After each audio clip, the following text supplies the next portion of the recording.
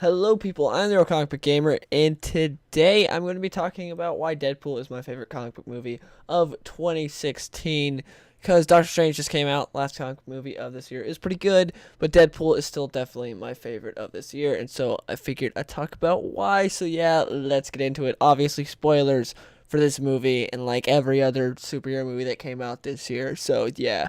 They call me Deadpool, I'm hella fast. Came to mark the bad guy. I love the fact that this movie was not afraid to be a genuine comic book movie. That was great. Seeing the Deadpool that I had been reading for years in the comics thrown up on the big screen was amazing. It was just like one of the best feelings I've ever had seeing a comic book movie. Just seeing this character that I had known forever up on the big screen, like they transported him straight from page to screen, was amazing. But at the same time, they also knew when to change characters. Like they changed Negasonic Teenage Warhead and Ajax. They are changed a lot from their comic book counterparts, but to me it worked better for the movie, and I'm actually happy with those changes. So they knew when to change stuff and when not to. And part of that is because of the fact that Tim Miller, if you look at an interview with him, he was talking about the fact that if you do change something from the comics, you better have a good reason for doing so, and I believe he did have a good reason for changing those two characters and some others as well. But also Colossus, we finally got a comic book accurate Colossus, and he was great. His contrast with Deadpool was fantastic. If we would have had Colossus from the original X-Men movies, I don't think it would have worked as well, but this new Colossus that was more accurate to the comics worked great, and I love that contrast those two had. So yeah, finally just a comic book movie that was just straight up a comic book movie. We've had some before, but not a whole lot, and yeah, I was just really happy to see this. Got blades for days, got guns galore, got combo moves. The villains of the 2016 comic movies were not too great. Like, none of them were actually, like, reach greatness to me. There were some good ones. A lot of them kind of sucked, but to me, the two good ones we got this year were Apocalypse, not great, but good, or Apocalypse and Ajax.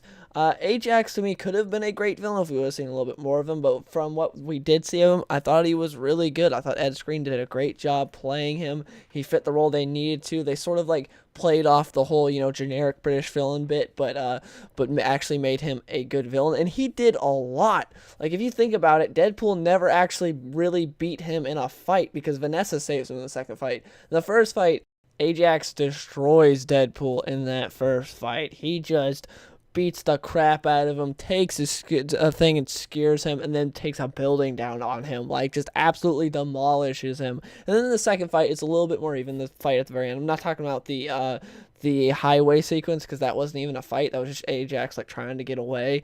But the actual second fight that they had at the very end, where Deadpool and him are fighting, and then Deadpool gets saved by Vanessa. So Vanessa was the one that stopped Ajax from doing the exact same thing he did during the first fight. So yeah, he never really actually beat Ajax. I thought that was kind of cool and interesting to do in a superhero movie, because generally it's like, hey, first time they fight, superhero gets beat, because it's like, oh, the villain is generally more experienced and the hero's not too great. Second fight, they learn from their mistake. It's like the Spider-Man comics from the 60s. But anyways, the hero learns from their mistakes and they're better now, and they beat the villain, like Dark Knight Rises did and a bunch of other comic book movies. But instead, no, he just gets saved by Vanessa. He didn't like, oh, I'm better than you now. No, he's still not really better than Ajax. And not only that, but we also had a villain that was very like emotionally connected to Deadpool. He created Deadpool. He kidnaps his girlfriend, the one thing he loves in this world. And so I thought that was really cool. We had a villain that actually had an emotional impact on the hero, and you felt it. And again, Ed Skrein did a really good job as playing him. And yeah, not a great villain, but a good villain. I liked him. It's a lot more than I was expecting from this movie, because I was just going into this movie thinking it was going to be really good, but not really expecting a great, good villain. Just expecting like, hey, I'm gonna see some awesome Deadpool in this. But it turns out we actually got a good villain as well, and probably my favorite comic book villain of 2016. Pull the pistol like a maniac right in your face, popping off caps, leave a trail of guts. Something else that really surprised me with this movie was the fact that it was serious when it needed to be. For instance, when Deadpool is there getting experimented on and they're trying to figure out how to get him to mutate, and then they put him in that thing that like takes him down to like the lowest amount of oxygen he can have while still being alive. When he's in there and then he comes out, he's not cracking jokes, because the entire time prior to that, he's cracking jokes while he was in that place, showing that's sort of how he was coping with, dealing with being in there and being experimented on. Then he comes out, he's no longer joking, because it's like legit now, it's serious. And then during that entire fight they have, he's not cracking any jokes there. And yeah, just not only that, but there were other scenes. That's just something I'm using for as an example. But yeah, there's a lot of scenes in this movie to where, okay, that they actually took a serious tone there, and I liked it, and it fit well. It wasn't like the entire movie was serious. It didn't need to be. It's a Deadpool movie. If any comic movie has a past to be a like comedy as a superhero movie, it's Deadpool. But it did have some surprisingly like emotional scenes and some good scenes. Like, you really bought Vanessa and Deadpool's relationship, like Wade and Vanessa. I thought they were really well done. Like, that relationship was very well done. I love the fact that you actually care about Vanessa and that she's a really well-written character, because for the most part in these movies, like, I haven't cared for the love interest of really any of the superheroes, and that's one of the few things I don't care about in Man of Steel. I love Man of Steel. It's my favorite superhero movie.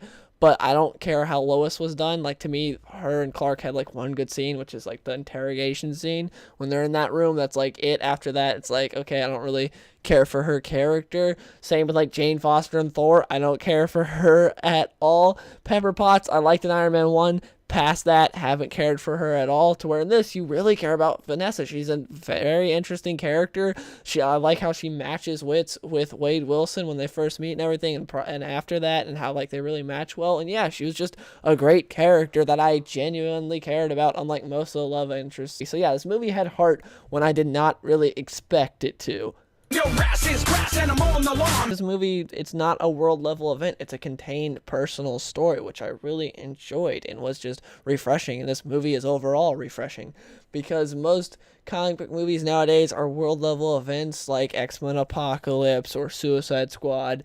They're mostly just world level events when they don't need to be, and it's like, I'd prefer to see some more just personal contained stories, but we don't get that. But with this, we did. It's very simple, and it's a story that worked very well for this movie. Guy who he has history with kidnaps his girlfriend, the only person he actually cares about, and so he has to go and save her. Very simple premise, and it worked well. There's obviously a lot more to it, but that's sort of like on the most basic level what the story is, and I was just happy about that. It wasn't a guy that was trying to destroy like the entire planet or take over the world or like kill the human race or something. It was just, nope.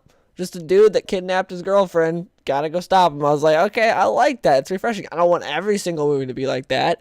Just like I don't want every single movie to be a world level event. But I like that. And again, overall, the movie was refreshing. Like, just seeing a hard R comic book movie was nice, considering we don't really get that much now. Like, the last one was, Watchmen or something? Actually, well, we got Kingsman's Secret Service, which is R, but you know what I mean? Like, an actual, like, hard R. Probably last one was, like, Watchmen or something. I don't remember. But, yeah, it was just a lot different than anything that we've gotten lately from Marvel or DC. So I really enjoyed it. But yeah, please let me know in the comments below what was your favorite comic book movie of 2016. I really want to know, and I want to know why. And yeah, hope you guys enjoyed the video, and I'll see you guys in the next one. I've been so alone ever since I left the tribe. That's just how it goes, 'cause I like the lonely vibe.